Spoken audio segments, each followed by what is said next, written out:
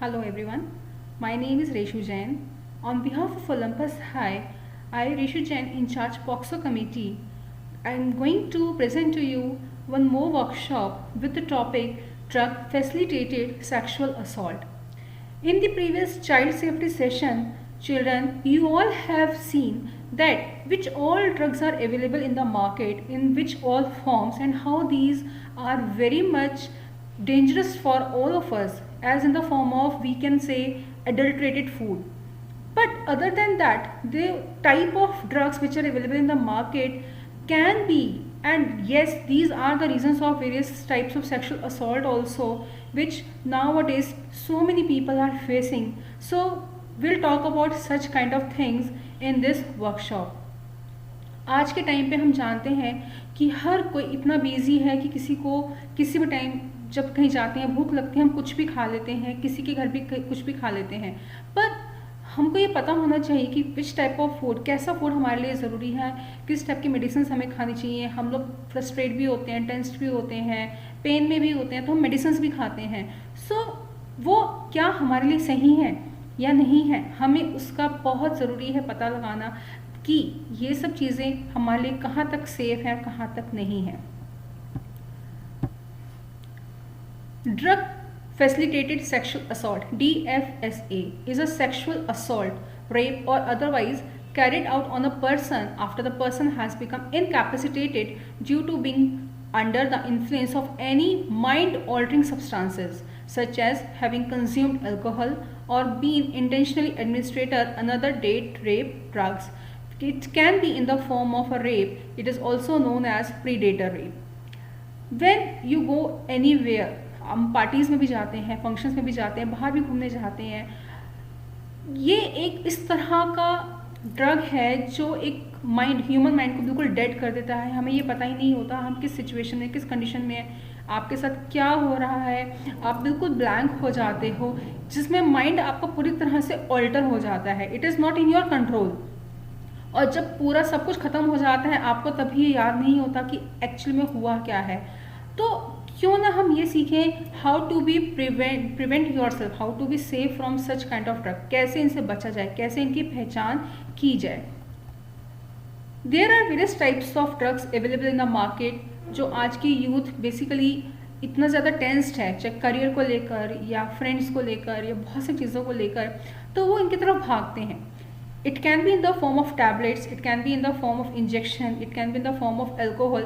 इनके थ्रू ये drug human body में पहुंचाया जाता है और जिसको दिया जा रहा है उसको बेसिकली पता ही नहीं होता कि ये ड्रग्स कितने ज़्यादा हार्मफुल है हमारे लिए, जो हमारी तरह तरह की बीमारी से घेर लेते हैं। हमारे साथ कुछ भी सेक्सुअल हरासमेंट हो सकता है कभी भी, कहीं पर भी, एंड अननोइंगली जो हम लाइफ टाइम फिर फेस कर सकते हैं। हमें उनसे बहुत ज़रूरी है बचना। तरह तरह की टैबलेट्स मार्केट में अवेलेबल है। सिर दर्द हुआ हमने टैबलेट खा ली, फीवर हुआ हमने टैबलेट खा ली, कहीं पर गए टैबलेट खरीदी मार्केट से लेकर खा ली। लेकिन क्या वो एक टैबलेट सिर्फ आपकी बीमारी को या परेशानी को दूर करने के लिए है, या it can put you into trouble also? हमको वो बहुत ज़रूरी है जानना। एक छोटी सी टैबलेट आपको नशे के अंदर इतना ज़्यादा दबा देती है कि आप वहीं बेहोश होकर गिर जाते हैं, और जब आपको 3-4 घंटे बाद होश आता है आपको पता ही नहीं आप कहाँ पर हैं, यू आर नॉट देयर। ऐसे बहुत सारे केसेस में हमने मूवीज़ में भी देखा है, हम डेली न्यूज़पेपर्स में, रिपोर्ट में, हर जगह देख रहे हैं। और रिसेंटली सुशांत केस के बाद ड्रग्स का इतना ज़्यादा हम लोगों ने सोशल मीडिया पे पढ़ा है कि कितने सारे स्टार्स ड्रग्स के कॉज में आकर अपने आप को टेंशन से फ्री करते हैं। बट चिल्ड्रन, सिर्फ एक टेंशन को हटाने का तरीका ड्रग्स ही नहीं है, और भी बहुत तरीके हैं। According to a study RAINN RAINN, इनकी स्टडी के अकॉर्डिंग जो मेजॉरिटी जो सेक्सुअल असॉल्ट की मेजॉरिटी है वो बेसिकली जो विक्टिम्स हैं दे आर अंडर 30, जिसमें 15% जो है वो बच्चे हैं जो 12 to 17 ईयर्स के, उनको पता ही नहीं है कि वो किस टाइप की मेडिसिन उनको दी जा रही है। कहीं पे गए चॉकलेट दिया, चॉकलेट खा लिया, आइसक्रीम दी, आइसक्रीम खा ली, कोल्ड ड्रिंक्स दिया, कोल्ड ड्रिंक्स पी लिया, पर आपको ये नहीं पता कि उसमें ड्रग्स ऐड हैं। 54% are under the category of 18 to 34, जो एक टीनेज से ऊपर आके एक और एज आ जाती है।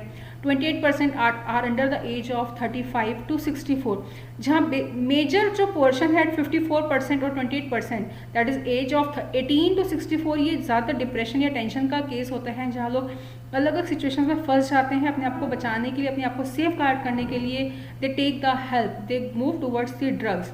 एंड अबव एज 65 इज 3%, जहाँ पर सेक्सुअल असॉल्ट किया जाता है with the help of drugs, and victim को ये पता ही नहीं कि क्या उनके साथ क्या हुआ क्या नहीं, जिसकी वजह से बहुत सारी प्रॉब्लम सामने आ जाती हैं। एक्चुअली में जब एक ड्रग एडिक्ट और एक ड्रग देने वाले को ये पता ही नहीं होता कि हम क्या कर रहे हैं, और आपने अननोइंगली एक पार्टी में गए, आपने वहाँ पे आपकी किसी फ्रेंड ने आपको एक ड्रिंक ऑफर किया, आपने पी लिया, एंड आफ्टर 4-5 आवर्स आप किसी को पता चला कि उसके साथ क्या हो गया है। It could B rape, it could B sexual, कुछ भी हो सकता है। ये तो पता चल चुका है विक्टिम को कि कुछ हुआ है, बट वो किसको रिपोर्ट करे, कैसे रिपोर्ट करे, क्योंकि उसको ये पता ही नहीं है क्या हुआ है, क्या व्हाट बिहाव दे शुड गो। बहुत सारे रीज़न है जिसकी वजह से हम रिपोर्ट नहीं करते हैं बहुत सारे victims. It could B shame and possible fear of being blamed. खुद विक्टिम को ही ब्लेम किया जाता है, तुमने ही तो ड्रिंक किया था है, तो तुम ही का शौक है, तुमने ही ये सब किया, तुम्हारी वजह से है। तो लेकिन विक्टिम को ने तो कुछ किया ही नहीं, उसको पता ही नहीं। दूसरा कंसर्न ये भी होता है कि अंडर एज आजकल के यूथ क्या करते, ड्रिंक करते हैं तो चार्जेस खुद उन पर ही लग जाएंगे कि आपने अंडर एज होते हुए ड्रिंक क्यों करा। सबसे पहले तो वही चीज खुद के ऊपर लग जाएगा, फिर आप जो कुछ विक्टिम के साथ हो वो आगे उसको कैसे बोले। बहुत मुश्किल होता है इस तरह के ड्रग्स को डिटेक्ट करना और अपने आप को सेफ गार्ड करना। सो बेटर है कि हमें अपने आप को इन सब को लेने से पहले सोचना चाहिए कि हम क्या खा रहे हैं, क्या पी रहे हैं। अपनी हैबिट्स, अपनी डेली हैबिट्स को we need to change. We have to play sports, we have to go and meet friends but whom you can trust. हम पहले भी हमने बहुत सारी वर्कशॉप्स में सीखा है कि किस टाइप के फ्रेंड्स हमको चाहिए, हमें किन से मिलना चाहिए।